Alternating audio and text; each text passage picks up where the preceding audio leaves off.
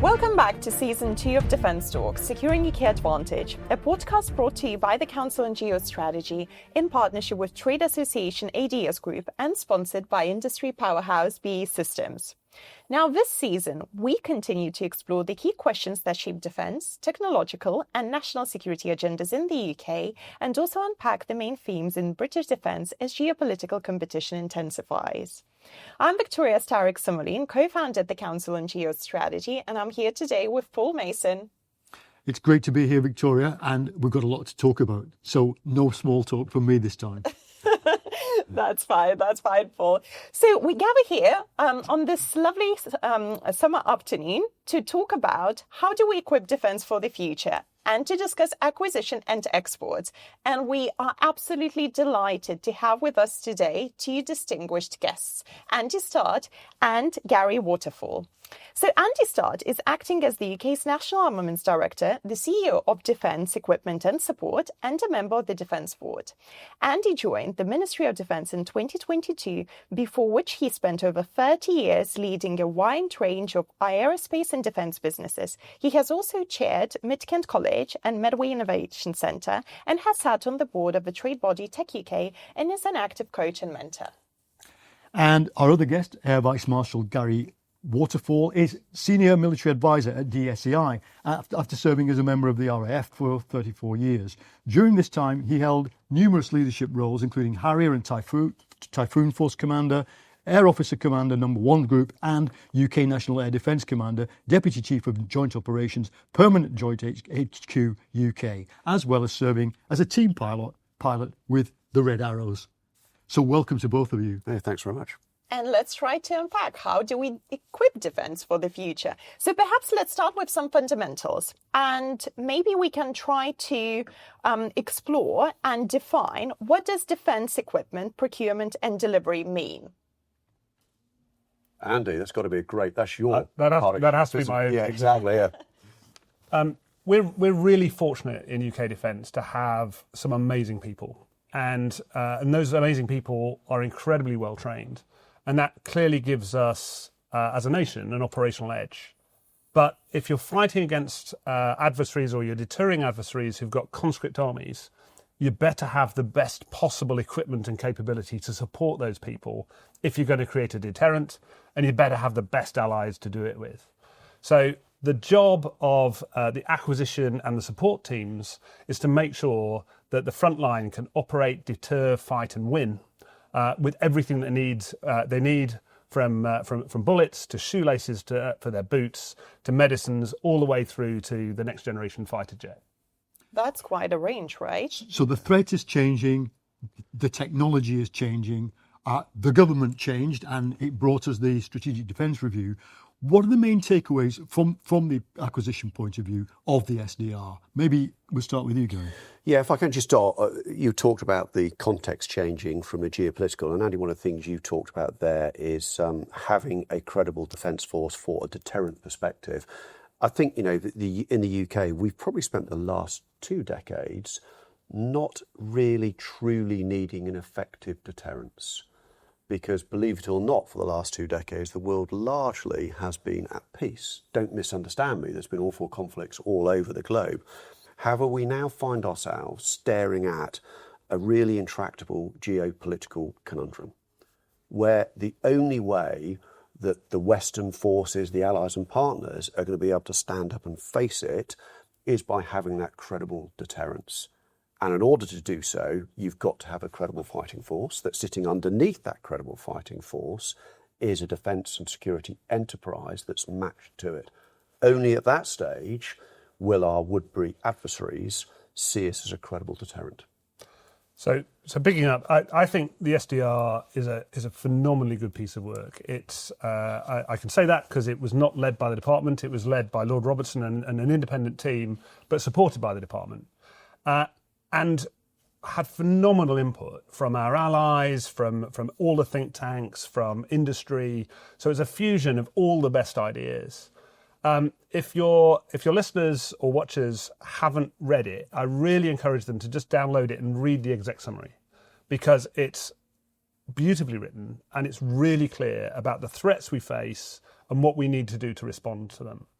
In terms of those threats, we're living in a hybrid world today. We're doing industry war games at the moment, looking at the dynamics of the threat, and we're already in turn two. We're not in that peaceful world that we look back upon. We are already in a world of hybrid conflict. That's an incredible scale of cyber attack, but it is a lot more subversive activity that is going on that undermines our security today. Never mind the threats that are to come. Russia is obviously the most obvious of the threats to Europe. They're active in a hot war in Ukraine today. And if you listen to any of the commentators, starting with the Secretary General downwards, we recognise that that Russia is not only a threat to Ukraine, it's a threat to NATO. And a threat to NATO in a relatively near time frame. They talk about time frames of 2030 and beyond. And that means that we need to scale up and be ready for warfighting. And as a nation, as NATO, we've not had to be in that space for a long time. Russia is not the only threat. There are multiple threats, but one of those is the pace of technological change. We are seeing phenomenal scale of innovation across the world, with China being a particularly strong innovator. Putting completely new technologies into the arena, and we need to make sure that NATO's capabilities are able to respond to that pace of technological threat as well as the physical threat from Russia. The SDR sets that out really quite nicely, and it talks about the fact to respond to that. Firstly, NATO needs to act together. So as the UK, we need to put NATO first because our defence will be with our allies. Secondly, we need to be able to have an integrated force with NATO and an integrated force within the UK. And that means a much stronger digital backbone, binding together the capabilities we have, able to make sure that every sensor can connect to every effector so that we maximise the deterrent effect we can have. I think if I can, the theme of DSEI this year is preparing the future force. Now, that was thought about before we got into the Defence Review, and it had to be fixed. But I think it could be ever more relevant because it's not about preparing the future force from a UK perspective or indeed from a multinational perspective. It's about preparing the future force in its broader context across the whole industry through to end user. You talk about technological advances that are being made. We've seen that on the battlefields of Ukraine, and you pay tribute to the UK's responsibility in the area and the work that's being done there. But when you compare to other powers such as China, such as Russia, they don't have the benefit or the handcuffs of public money, of having to put things out to competition so much. They can go very much unilaterally down a lens, which we in UK aren't able to do unless there's an urgent and pressing need for all the good reasons. Therefore, in the broader sense, NATO's a great example. Harnessing NATO together, where you can use the strengths of all of them. At day one in DSEI, we've got the NATO Industrial Advisory Group sitting 40 strong members, coming and using DSEI as that convening arena, not as a power, convening arena to discuss those thorny issues, and then for themselves to be able to go out on that sort of kilometre-long Excel arena and look at not just the traditional primes, but some of the dual-use technologies, some of the areas in the tech zone that hitherto haven't been exhibiting in the defence arena. And now it behoves us to look into those areas to bring them to the fore and see how they can be used within the defence context. I've got two quick follow-up questions. So first of all, Gary, you're a senior military advisor to DSEI. Could you please tell us a bit more about DSEI? Because perhaps maybe some of the listeners might not have come across this, or maybe they have not visited it yet. So I know that it's coming up in September. Yeah, sure. And could you please just explain a bit Victoria, more? thanks. What is the... So I've been involved with DSEI since 2021, and the shape and the face of the show has changed immeasurably in that time. Not due to me. Due to the fact we work very closely in a way we didn't do before with the Ministry of Defence and with what was the DBT, Business and Trade, and now working within the MOD for defence and security exports. Put simply, it is a kilometre long, it's an Excel centre where we take over the whole of the Excel, and there'll be some 49 different international countries represented. Every single arm of the UK military will be there, alongside everything that now sits under the National Armament Director Group, which, if I may pay tribute, is a great step forward now to harness everything into the right area. The UK Defence Innovation, was it 400 million a year going to that, reaching out, looking at new technology. So the show runs from the Tuesday through the Friday under the theme Preparing the Future Force, with a number of sub-themes that run underneath it. I think one of the most important sub-themes this year is that of the people. I know we'll talk about AI, I know we'll talk about machine learning, really important, but without the people, we're nothing. And I think we would all admit that we're heading towards an area where it remains very difficult to get people into the defence security enterprise. Actually, we're looking at not just the talent of tomorrow, but those that are teaching the talent of tomorrow, to show them and illustrate how areas of the broader defence and security enterprise doesn't necessarily mean putting on a military uniform. It can be contributing in other areas. So that, alongside a lot of other things, will be showcased at DSEI. It is going to be the place to be if you care about defence and security from an international perspective, put simply. And Andy, of course, you are the acting National Armaments Director, and defence reform is something that certainly has been reinforced in recently published SDR. Could you please tell us a bit more about the National Armaments Director Group and also the defence reform more generally? What excites you most about it? Oh gosh, that's a big question with a big answer. So the SDR sets a very bold and long-term strategy for the UK in defence, and it necessitates a fundamental change to the way that we operate to reflect not only that much more integrated force, but also the speed with which we are going to have to respond to those changing threats. In order to do that, defence has to get much simpler and needs to be able to operate much more quickly. To simplify defence, under the Labour government, the Secretary of State, John Healey, recognised we needed to radically reduce the number of leaders at the top. And we reduced down from over 17 big entities across defence and about 20 more, all of which sat within the Defence Operating Group. And they reduced it to just 4 leaders at the top, supporting the ministers. That's the Permanent Secretary, who's responsible for policy and the money. It is the Chief of the Defence Staff, who for the first time in British history is directly responsible for managing the single service chiefs. Massive simplification and a route to be able to really prioritise between the force. The Chief of Defence Nuclear, who looks after our single most important defence asset, the defence of the realm through our nuclear firing chain, and the National Armaments Director Group. So the National Armaments Director Group brings together all of the capabilities required to support the warfighter outside of nuclear. That includes inside it everything from DSTL in terms of the front-end research.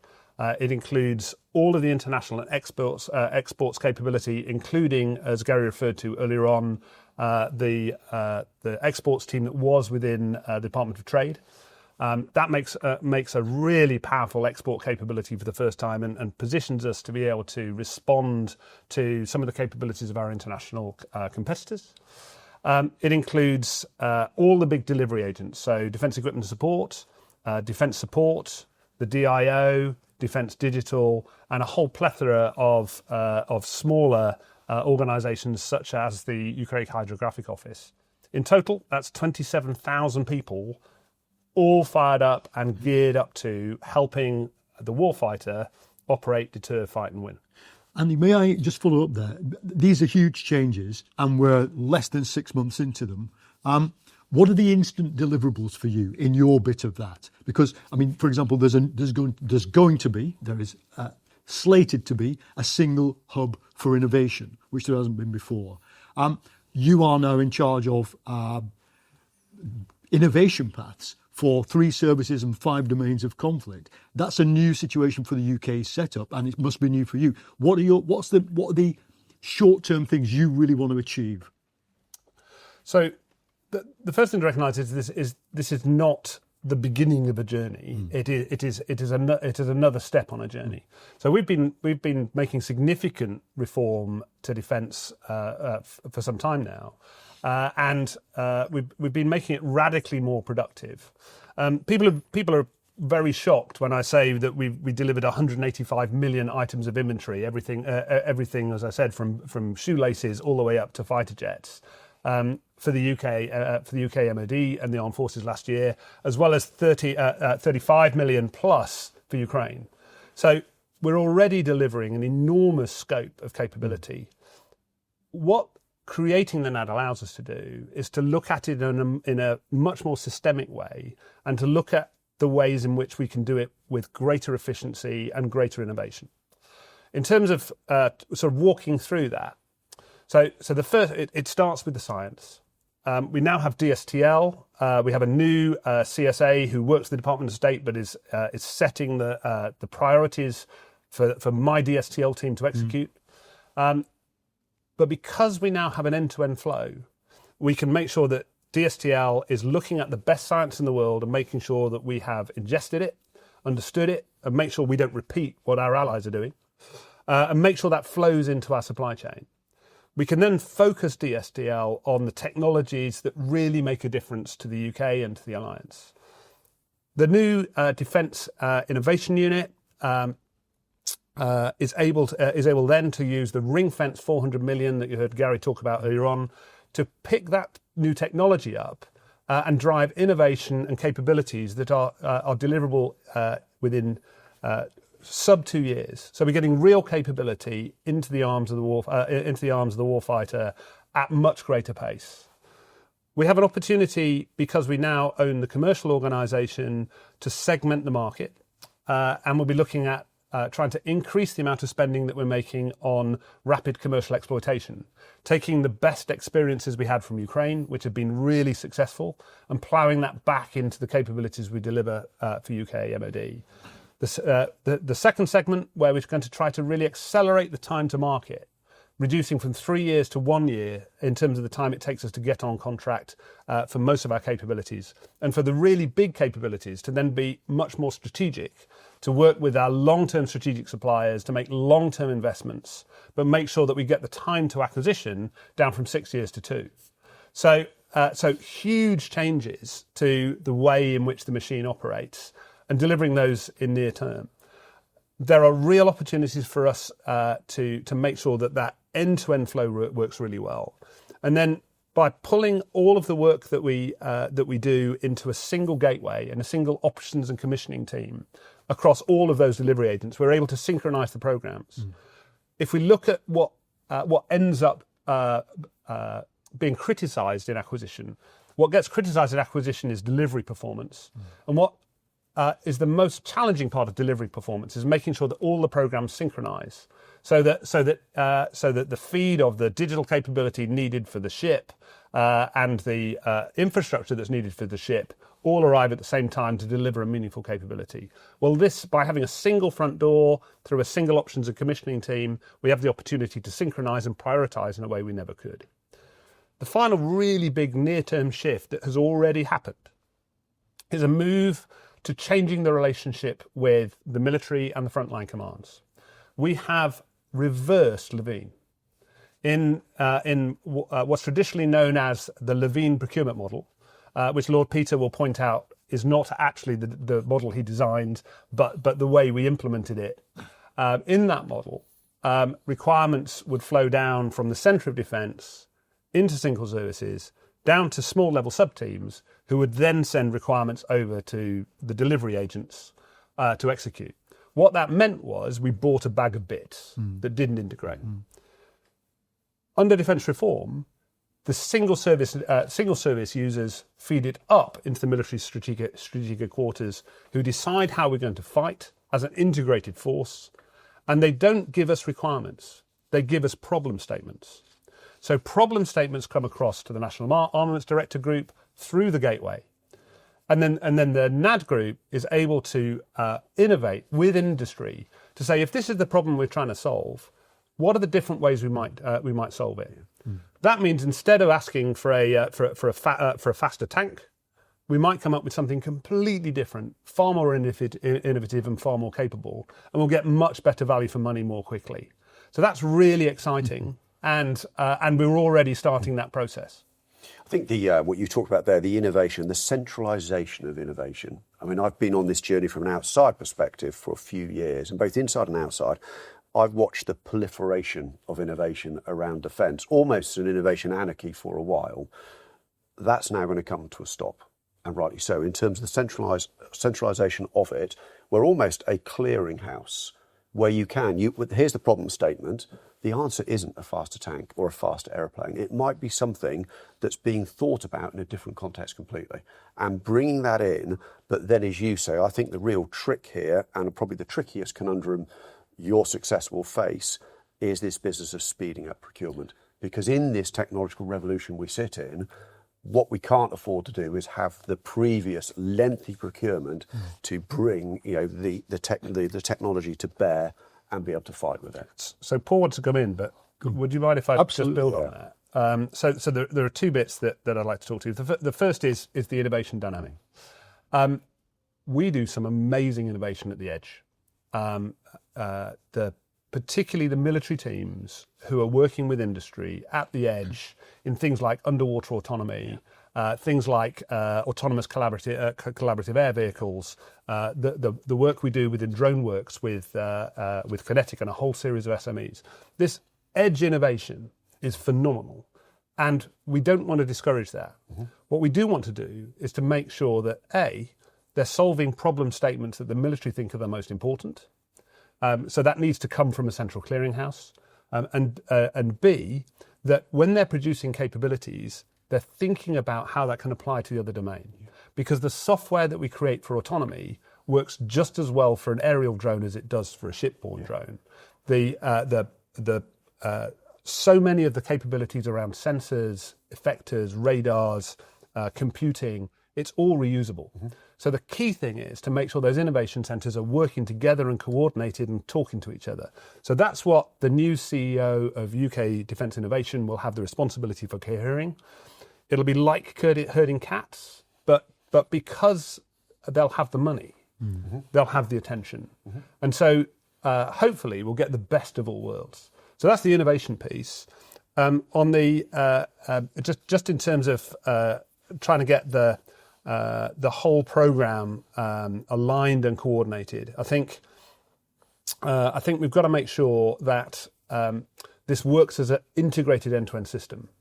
Historically, acquisition has had too many stops and starts. There's been too many valleys of death. We've got to make sure it operates as an integrated flow within the UK, but also with our international allies. And the work that we're doing with the Assistant Secretary General in NATO and the Conference of National Armaments Directors to allow us to collaborate internationally is really important. I suppose my only contrary brain thought there was, if there are Ukrainians or people on the front line of dealing with Ukraine, listening and watching this podcast, the thought might be, hold on a minute, we buy at brigade level. We have a little version of Amazon for military kit, where if it gets 4 stars, other brigades buy it. And that anarchy aspect of it has kind of worked in a real war. And one kind of assumes that were we to find ourselves in a peer-on-peer conflict, we might end up doing some of that as well. Right. So how does that fit with the kind of pyramidal system that you've created? So first from me, if you go back on my time in the military, and even, let's talk about Ukraine in a moment, but from my time in the military, when the operational needs must, then go to Amazon. Go to what you need to through urgent operational requirements. The problem with those, of course, is that bringing you to core, making sure they're fully sourced and resourced across all the aspects. But look at what the UK's done in Ukraine. Look at the unbelievable publicly released trying to be made of innovation, ingenuity to field fast equipment. Look no further than the Storm Shadow integration onto the Ukrainian Air Force aircraft. That's just phenomenal. That was done through UK. So I think where the system has changed now, so some of this is down to where we sit from the technological perspective, the ability to pull through quicker. I think what I would want as a UK taxpayer, and I'm very much keen on defence, is at this stage, is to ensure that we can horizon scan as much as we possibly can. Again, having the innovation, trying to go for the Air Force or the Navy, never the twain would have met. Whereas now what you're talking to, which is so powerful, is let's take that technology from an air perspective and look at the broader applicability so that you are actually, from a taxpayer perspective, getting the most out of that buck that you're spending. I mean, it's... I lead the Ukraine task force called Task Force Hurst, which is the UK support into Ukraine, and I also co-chair the the Ukraine Defence Contact Group at NAT level, together with my German colleague and my Ukrainian colleague. So we're deeply embedded in the dynamic you just talked about. The nature of warfare is changing profoundly, and the lessons they're learning and the speed at which it's iterating is quite extraordinary. That's been really important for us as a nation to support, but we're also learning as much or more from the Ukrainians as we're teaching them. So we have taken back the lessons of that innovation and cycling into our organisation. The UK Defence Innovation team has the team that's been doing those rapid developments of capabilities that are being deployed in Ukraine. The thing that's been most successful is a thing we call the 3-2-1 process. And the 3-2-1 process is where 3 or more often 30 or 300 different companies come forward with their ideas. We evaluate those ideas really quickly, and the ones that look really interesting, we reduce down to 2. We test fly them, we make sure they work, and if they do work, we provide them out to the operational user. The one of those that is seen to be most effective, we scale for the fighting season. That becomes your attritable and disposable kit for the fighting season. Meanwhile, the rest of those 3 or 30 or 300 companies continue to innovate, and they offer them up for the next cycle and the next cycle. So we create an innovation ecosystem that is much more vibrant, but we are able to provide the best of those for this fighting season to the end user. So our intention, I talked about segmenting our market, our intention is to make sure we bring that kind of thinking into the way we do UK acquisition. I think what's remarkable with that is it's not just for that one company that win and they're going for that fighting season. What benefits is that doing to UK defence and security enterprise? We talked right at the start about the need for more people here, but this is helping that process, isn't it? As some of you might know, I'm the honorary colonel for the 106 Royal Artillery, which is the counter drone unit within the Royal Artillery, and we ran the Counter UAS Expo a couple of weeks ago. We crowdsourced, if you like, all of the innovative companies in the UK down within our base in Thorney Island. We were flying missions, we were innovating in real time, sharing the best ideas, the buzz and excitement that's generating, and the opportunities for export. And we had partners from around the world coming to join us to see those kind of capabilities, which creates not only opportunities for us in the UK, not only things for Ukraine, but also opportunities for export. So we produce, we deliver, and we equip. But of course, we've just touched on the importance of defence exports. And certainly there probably are many opportunities we can use to ensure that we generate economic growth, one of the main priorities of this government. But also, I guess, well, just to strengthen our trade links and also our relationships with key allies and partners. And I'm sure that DSEI will play a role in this as well. But my question would be perhaps, first of all, to you, Andy. What do you think about the current situation when it comes to UK defence exports? Are we doing well? Can we do better? Where do we stand in the global ranking? So the short version is yes, and 7th. Well, not too bad. So let me expand on that. If you look at the CIPRI database, it gives a global ranking, and you can see some of the really big players.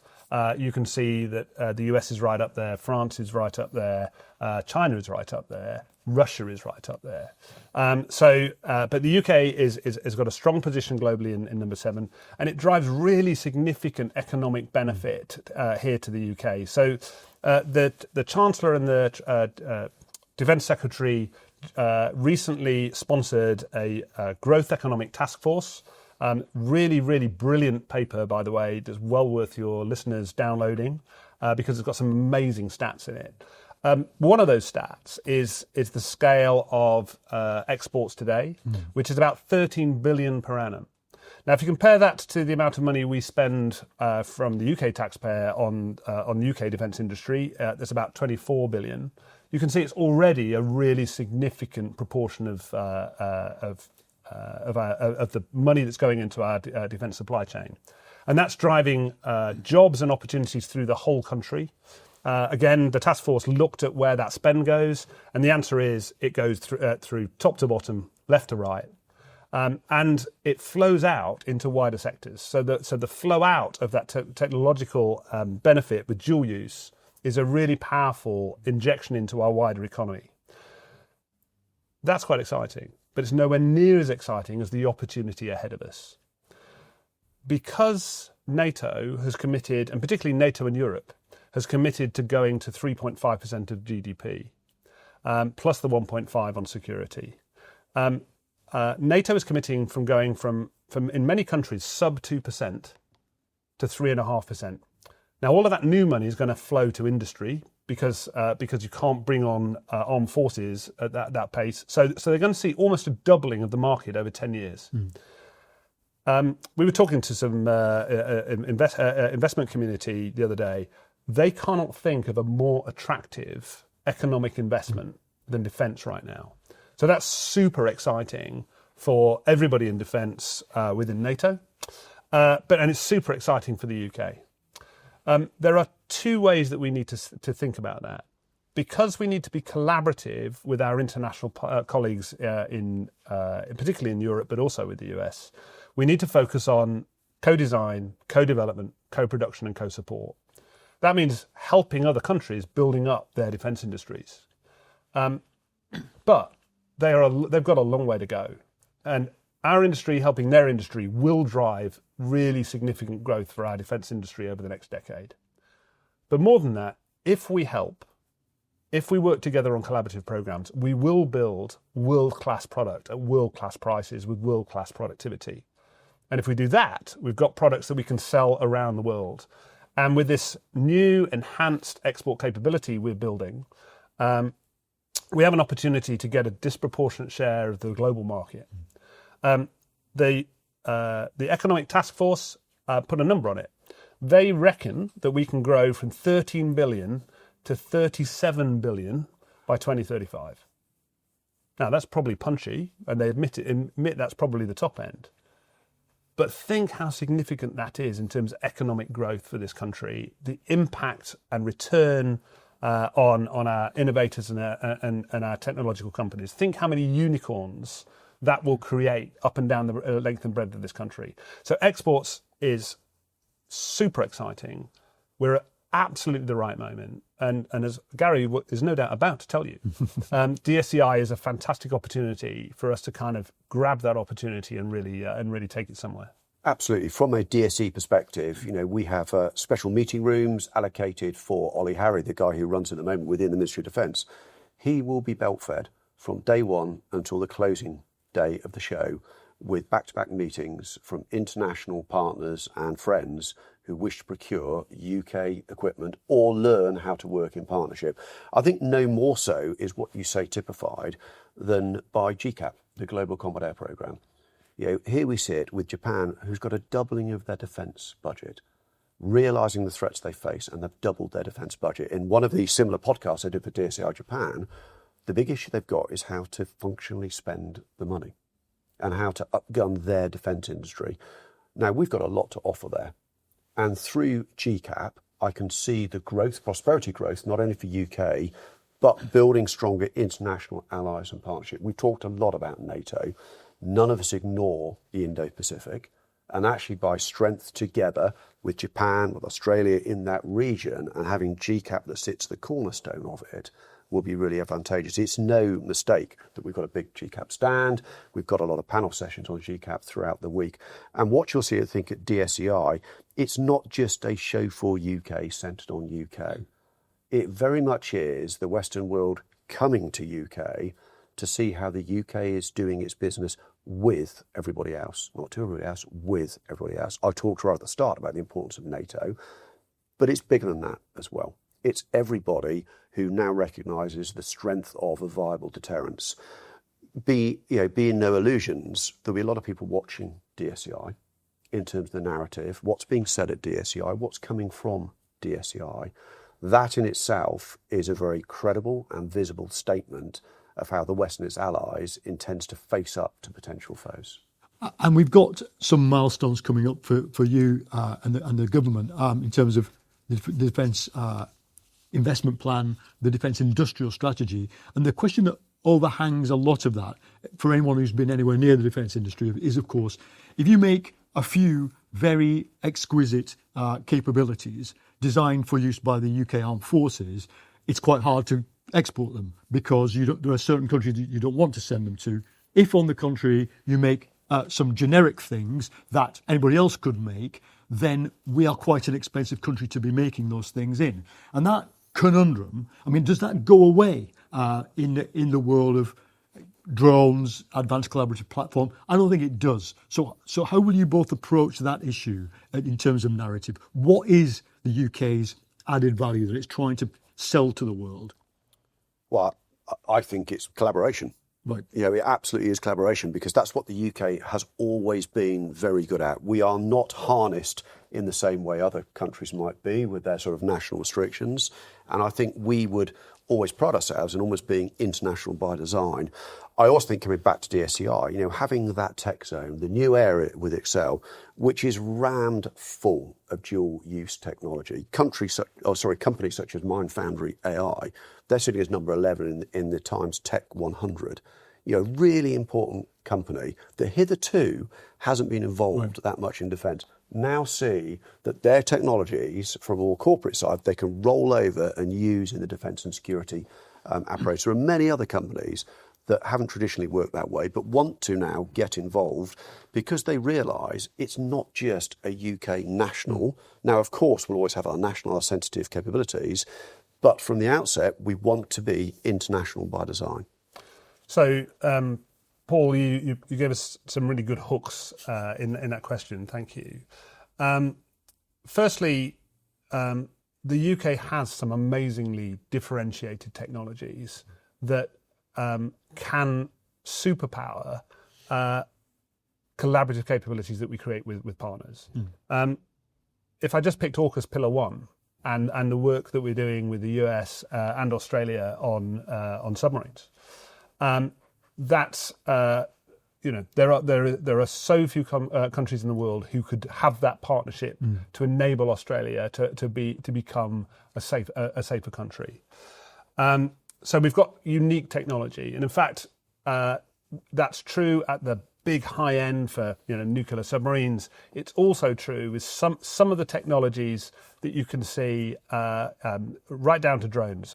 So we have real technology, and by being really innovative and using the latest techniques for acquisition, digital modelling design, digital manufacture, 3D printing, it's not all about the labour rate anymore. It's about how does that end-to-end digital acquisition and production cycle work. Okay. So that means I think we can be competitive. We can definitely be competitive when we're in collaboration. So some really exciting opportunities. The roadmap ahead, in the near term, we're right in the middle of finalising the Defence Industrial Strategy. I'm hoping we'll find that will come out shortly after recess. We are right in the middle of writing the Defence Investment Plan. That's the really detailed plan that sits underneath the SDR that says how we're going to prioritise and what we're going to focus on. The Defence Investment Plan is tough. It's tough because whilst the growth in budgets across NATO is extraordinary, the growth in threat and the pace of innovation is exponential. So that's making really tough choices, and we need to think differently if we're going to deliver the level of capability that we have to within the budgets we've got available.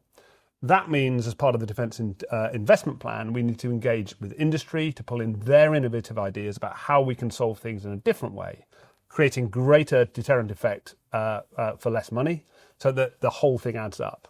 So we're in the middle of that. There'll be lots of engagement over the summer and early autumn on that plan. So by the time you get to the late autumn and we're rolling over to the end of the year, you'll have found that we'll have got an SDR setting out the strategy, an SR setting out the budget, a defence investment plan setting out the details of how we're spending the money, the defence industrial strategy explaining how we're going to collaborate with industry, and defence reform, which will have a fundamentally restructured defence to respond to it. I have never seen that scale of change in defence at any time in my working career. It's busy, but it's for, as far as I can see, and I say this as somebody who's spent their career in industry looking back at defence, we're doing the right thing. This is not just another reform, another defence review. This is fundamentally different. And the whole way, I think you look at the way that the MOD itself is restructured, as you spoke right at the start. This is change for good and it's here to stay.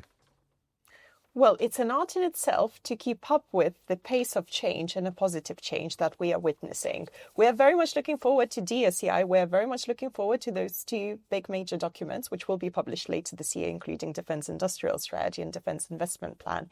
And we would like to thank you for joining us today and unpacking such a complex theme in such a simple way.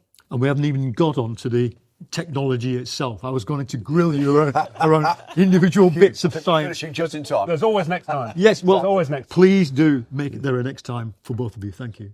Thank you so much. And thank you so much, everyone, for listening.